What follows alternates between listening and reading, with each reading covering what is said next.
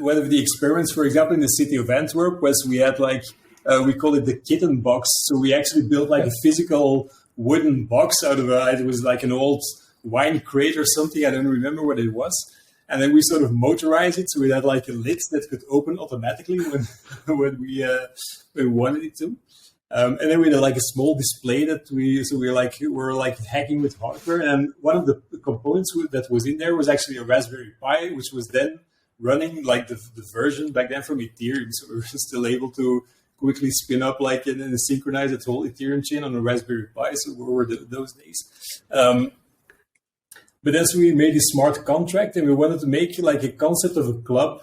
And so like the Kitten Club was a club where so you could become member. So there was like one seed member that started the club, and he could invite somebody else. And if that person invited somebody else, then that group of 3 people could go to that Kitten Box and with their phone, with their app, like sign some transaction that they could actually open the box. And then when the box opened, there was some candy in there that they could have. So the idea was that we sort of try to stimulate people to like form groups and form coalitions so they could like earn more. And so that manifestation was that to like sort of open that box. It was really hilarious. So you have to imagine like an open office floor with all like public servants. So they're like busy with all boring stuff. And then all of a sudden we come like rolling in this strange box, and we start explaining, oh, you should make alliances here and this and that. It was pretty hilarious back in the day. This was fun because it was one of the first experiments where you sort of create something that's like physical, that's sort of powered by a blockchain, because it literally all ran on Ethereum.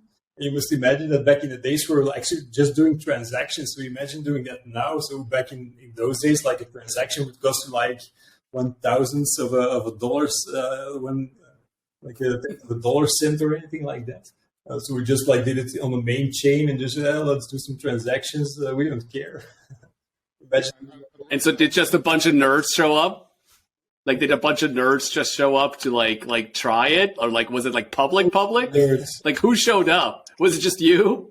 Yeah, so it was like that think tank I was in. So that group of 4 people. So we built it, and then we sort of presented it to the rest of the audience there, just as a social experiment on the work floor there. Sort of that link. Oh, that's pretty awesome. Sort of that physical aspect, and like empowering something with a blockchain was like it's all magic. And when you're that early on, it's really that's all you can do. Is just go, what do I use this for? You know, what can I even make?